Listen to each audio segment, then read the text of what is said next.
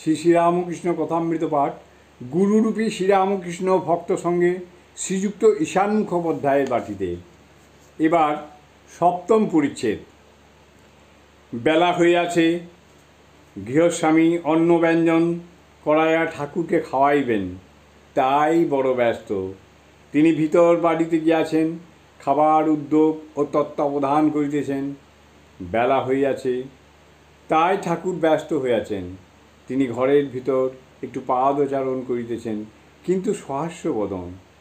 কেশব কীর্তনিয়ার সঙ্গে মাঝে মাঝে কথা কইতেছেন। ঈশ্বর কর্তা, অথচ কর্মের জন্য জীবের দায়িত্ব, রেসপন্সিবিলিটি। কেশব কীর্তনিয়া, তা তিনিই কারণ। কেশব কীর্তনিয়া, তা তিনিই কারণ। দুর্যোধন বলেছিলেন, তয়া ঋষিকেশ হৃদি স্থিতেন যথা নিযুক্ত অস্মি তথা করমি। শ্রীরামকৃষ্ণ সহাস্যে, হ্যাঁ, তিনি সব করাচ্ছেন বটে, তিনিই কর্তা। মানুষ যন্ত্রের স্বরূপ। আবার এও ঠিক যে কেবল কর্মফল আছে। লঙ্কা মরিচ খেলেই পেট জ্বালা করবে, তিনিই বলে দিয়েছেন যে খেলে পেট জ্বালা করবে, পাপ করলেই তার ফলটি পেতে হবে। যে ব্যক্তি সিদ্ধি লাভ করেছে, যে ঈশ্বর দর্শন করেছে, সে কিন্তু পাপ করতে পারে না। সাধা লোকের বেতালে পা পড়ে না। যার সাধা গলা, তার শুরুতে সা রে গা মাই এসে পড়ে। অন্ন প্রস্তুত। ঠাকুর ভক্তদের সঙ্গে ভিতরে বাড়িতে গেলেন, আসন গ্রহণ করিলেন। ব্রাহ্মণের বাড়ি ব্যঞ্জনাদি অনেক রকম হইয়াছিল, আর নানাবিধ উপাদেয় মিষ্টান্নাদি আয়োজন হইয়াছিল। বেলা 3টা বাজিয়াছে। আহারান্তে শ্রীরামকৃষ্ণ ঈশানের বৈঠকখানায় আসিয়া বসিয়াছেন। কাছে শ্রীশ ও মাস্টার বসিয়াছেন।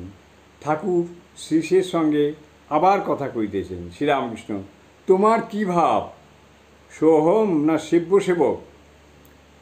গৃহস্থের জ্ঞানযোগ না ভক্তিযোগ?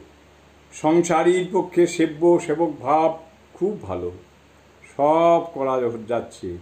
সে অবস্থায় আমি সেই এ ভাব কেমন করে আসে? যে বলে আমি সেই, তার পক্ষেই জগৎ স্বপ্নবোধ, তার নিজের দেহমনও স্বপ্নবোধ, তার আমিটাও পর্যন্ত স্বপ্নবোধ। কাজে কাজেই সংসারের কাজ সে করতে পারে না, তাই সেবক ভাব, দাসভাব খুব ভালো। হনুমানের দাসভাব ছিল। রামকে হনুমান বলেছিলেন, রাম, কখনো ভাবি তুমি পূর্ণ আমি অংশ, তুমি প্রভু আমি দাস, আর যখন তত্ত্বজ্ঞান হয় তখন দেখি তুমিই আমি, আমি তুমি। তত্ত্বজ্ঞানের সময় সোহম হতে পারে, কিন্তু সে দূরের কথা। শ্রীশ, আজ্ঞে হ্যাঁ, দাসভাবে মানুষ নিশ্চিন্ত। প্রভুর উপর সকলই নির্ভর। কুকুর ভারী প্রভুভক্ত, তাই প্রভুর উপর নির্ভর করে নিশ্চিন্ত। যিনি সাকার তিনিই নিরাকার, নাম মাহাত্ম্য।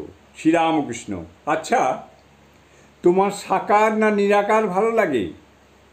কি জানো, যিনি নিরাকার তিনিই সাকার। ভক্তের চক্ষে তিনি সাকার রূপে দর্শন দেন। যেমন অনন্ত জলরাশি, মহাসমুদ্র, কুল কিনারা নাই, সেই জলের কোনো স্থানে বরফ হয়েছে, বেশি ঠান্ডাতে বরফ হয়। ঠিক সেইরূপ ভক্তিহীনে সাকার রূপ দর্শন হয়। আবার যেমন সূর্য উঠলে বরফ গলে যায়, যেমন জল তেমনি জল। ঠিক সেইরূপ জ্ঞান পথ, বিচার পথ দিয়ে গেলে সাকার রূপ আর দেখা যায় না, আবার সব নিরাকার।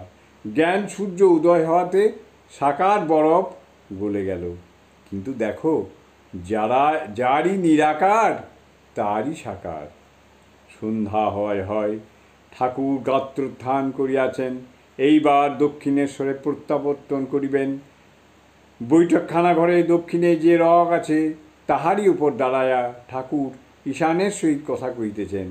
সেইখানে একজন বলিতেছেন যে ভগবানের নাম নিলেই যে সকল সময় ফল হবে, এমন তো দেখা যায় না। ঈশান বলিলেন, সে কি, অসত্যের বীজ অত ক্ষুদ্র বটে, কিন্তু উহারই ভিতর বড় বড় গাছ আছে, দেরিতে সে গাছ দেখা যায়। শ্রীরামকৃষ্ণ, হ্যাঁ হ্যাঁ, দেরিতে ফল হয়। ঈশান নির্লিপ্ত সংসারী পরমহংস অবস্থা। ঈশানের বাড়ি, ঈশানের শ্বশুর ক্ষেত্রনাথ চাটুর্যের বাড়ির পূর্বগায়ে। দুই বাড়ির মধ্যে আনাগোনার পথ আছে। চাটুর্য মহাশয়ের বাড়ির ফটকে ঠাকুর আসিয়া দাঁড়াইলেন। ঈশান সবান্ধবে ঠাকুরকে গাড়িতে তুলিয়া দিতে আসিয়াছেন। ঠাকুর ঈশানকে বলিতেছেন, তুমি যে সংসারে আছো ঠিক পাকাল মাছের মতো, পুকুরের পাকে সে থাকে কিন্তু গায়ে পাক লাগে না। এই মায়ার সংসারে বিদ্যা অবিদ্যা দুই আছে। পরমহংস কাকে বলি?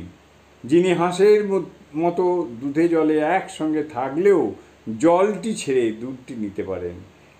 পিঁপড়ের ন্যায় বালিতে চিনিতে একসঙ্গে থাকলেও বালি ছেড়ে চিনিটুকু গ্রহণ করতে পারে। জয় ঠাকুর। ওং স্থাপকায় চ ধর্মস্য সর্বধর্মস্বরূপিণে অবতার বরিষ্ঠায় রামকৃষ্ণায় তে নমঃ।